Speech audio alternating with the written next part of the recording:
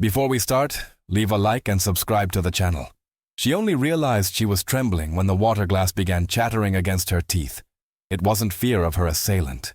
It wasn't shame. It was that deep, bone-tired exhaustion that comes from having to explain yourself one too many times. From having to justify your right to dignity, your right to say no, your right to exist in a body without it being treated as public property. The fluorescent lights in the police station buzzed overhead, casting everything in a sickly yellow glow. The plastic chair beneath her was cracked, digging into her thighs. She'd been sitting there for 20 minutes already, watching the officer behind the desk scroll through his phone, occasionally typing something, seemingly in no rush to acknowledge her presence. When he finally looked up, his eyes didn't quite meet hers.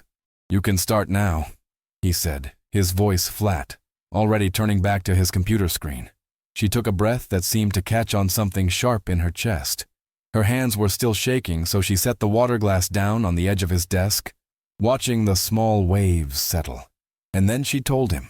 She didn't embellish, didn't dramatize, didn't add theatrical pauses or emotional appeals.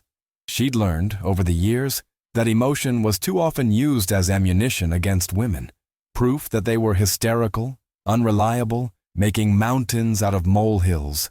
So she spoke clearly and calmly about the man who'd cornered her at the bar where she worked, about his hand on her lower back, sliding lower, about her stepping away and his hand following, about her saying, "Please don't," and him laughing, actually laughing, as if her discomfort was charming, as if her boundary was a flirtation.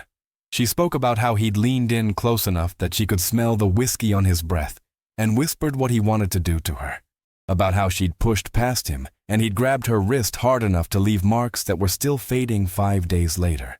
She showed the officer the photographs she'd taken, the bruises, the text messages from her manager confirming the incident, the statement from a coworker who'd witnessed part of it.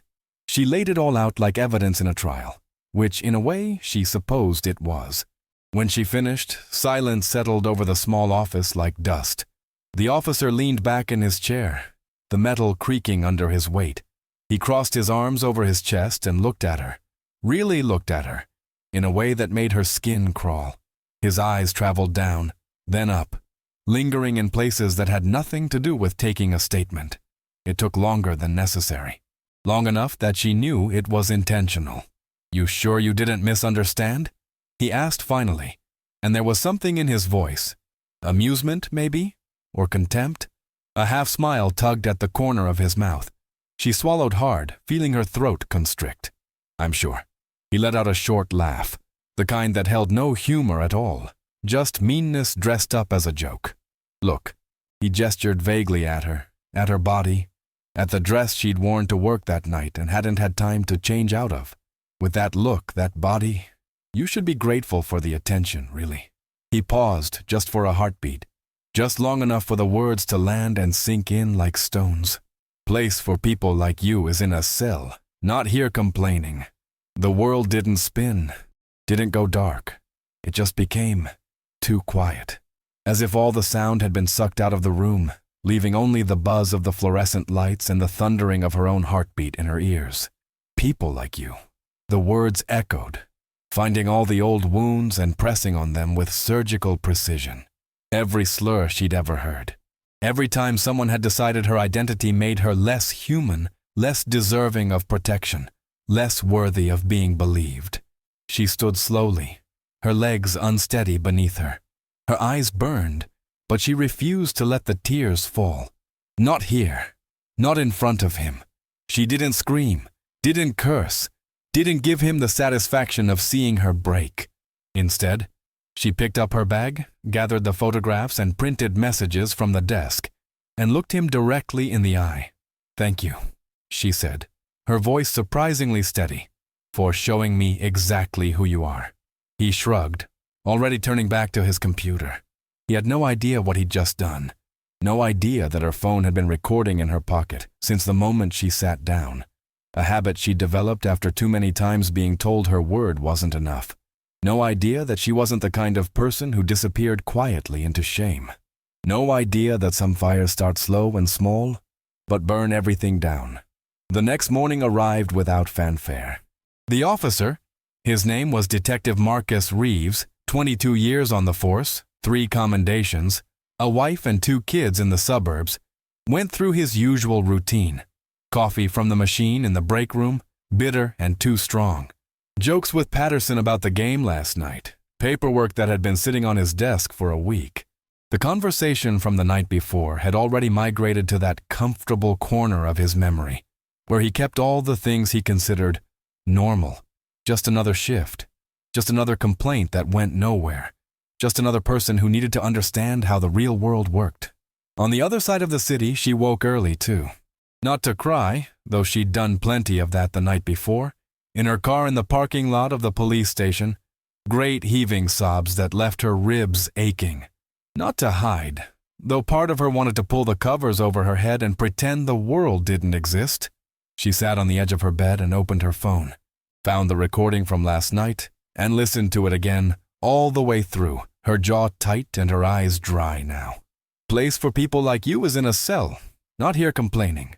She'd heard variations of this her whole life, from family members who didn't understand, from strangers on the street, from people who were supposed to protect her. But hearing it from a police officer in a police station while trying to report a crime, that was a particular kind of cruelty. She opened another app, then another. Her hands were steadier now than they'd been last night, steadier than they had any right to be. She didn't write a manifesto, didn't craft a perfect statement about justice and dignity, didn't try to make herself sympathetic or palatable. She just uploaded the audio file, clean, clear, undeniable, and wrote, "I went to report a sexual assault. This is what I was told instead." She added a few relevant hashtags, tagged the police department's official account, included a timestamp and the precinct number, and then she pressed post and waited. The first call came before lunch. Detective Reeves was halfway through a sandwich when his phone rang. The department's public affairs officer, sounding harried. "Marcus, did you take a statement last night from a woman reporting an assault?" He frowned, trying to remember. He took a lot of statements. Maybe. What's this about? Check your social media now. He didn't have social media. Refused to. Called it a waste of time. But Patterson did. And when Reeves walked over to his desk, he saw Patterson's face, pale, eyes wide, scrolling with increasing speed. Jesus Christ, Marcus. What did you say to this woman? The video. Because of course someone had already downloaded the audio and set it to a static image, turning it into a video that was easier to share. Had been posted 3 hours ago. It had 17,000 shares. That number climbed to 20,000 while he watched. The comments were a flood. People tagging news outlets, civil rights organizations, the mayor's office. But what made his stomach drop wasn't the outrage, though there was plenty of that. It was the other stories. "I filed a report at this precinct 2 years ago," one comment read. "Different officer, but same energy. They told me I should think about what I was wearing before wasting their time." Another. "My sister tried to report her ex for stalking at this station. They laughed at her. Laughed. He put her in the hospital 3 weeks later." And then, buried about 50 comments down, something that made the floor seem to tilt beneath his feet. I recognized this officer's voice. He was a witness in a case I worked on 5 years ago. Testified that the victim was unreliable because of her lifestyle choices. I'm a public defender. I have the transcripts. Within an hour, the stories weren't just comments anymore. They were screenshots of old reports. Scan of complaint forms that had been filed and mysteriously lost. Testimony from other officers about the culture in the precinct. A pattern emerging from the fog. The phone in the precinct captain's office didn't stop ringing. Local news vans were already parking outside. By the time Reeves was called into Captain Morrison's office at 2 p.m., his coffee had gone cold in his hand. His wife had called 3 times. He didn't answer. Morrison didn't offer him a seat. "Do you remember a woman who came in last night? Around 9 p.m.? Reeves remembered now. Remembered very clearly. Remembered the dress, the way she'd tried so hard to keep her voice from shaking, the bruises in the photographs she'd shown him. Remembered what he'd said because it was what he'd thought 1,000 times before, about 1,000 different people. Only this time he'd been stupid enough to say it out loud. "Yes, sir? Did you say what's on that recording?" There was no point in lying.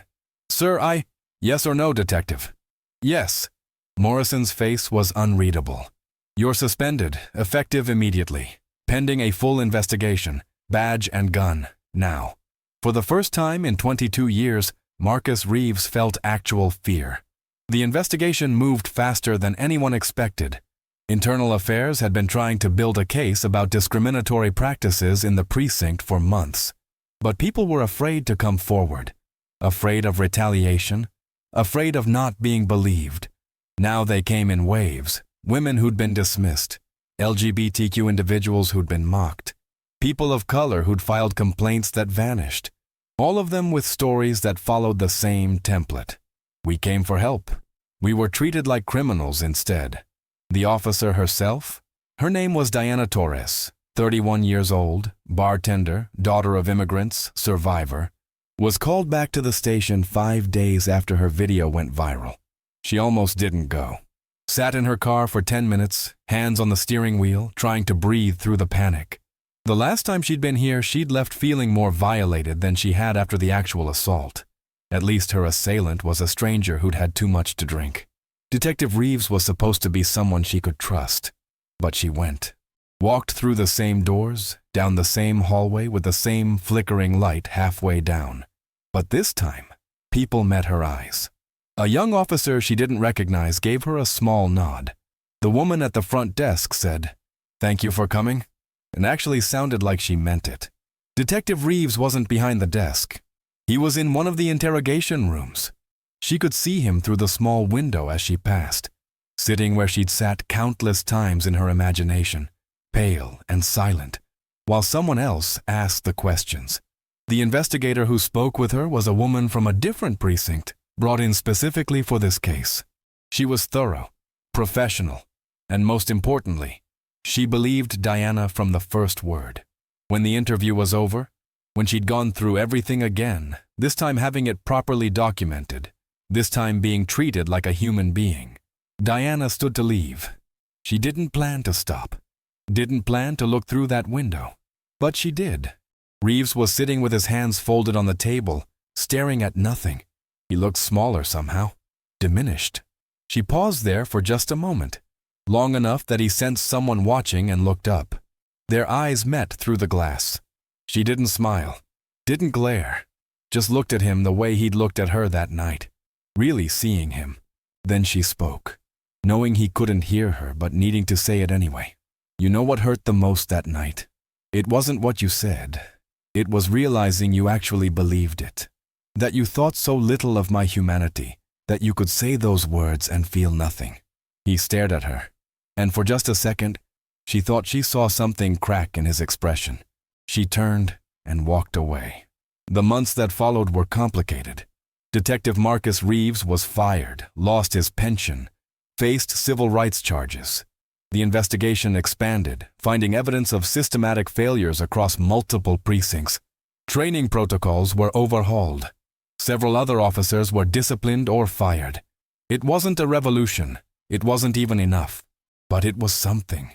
Diana didn't become famous. The viral moment faded, as viral moments do, replaced by the next outrage, the next injustice. She went back to work, back to her life, carrying the weight of what had happened but not letting it crush her. But she also gained something. Messages from other women, other people who'd been dismissed and degraded, telling her that her courage had given them courage, that they'd filed their own reports, made their own recordings, stopped accepting that this was just how things were. A lawyer who worked pro bono to help her file a civil suit. A support group that met Thursday nights in a community center, full of people who understood what it meant to have the system fail you. The knowledge, the absolute certainty, that she wasn't alone, that she had never been alone, that her voice, added to thousands of other voices, could shake foundations. 6 months later, she was invited to speak at a community forum about police reform. She almost said no. Public speaking terrified her. And part of her just wanted to move on, to stop being that woman from the video. But she went.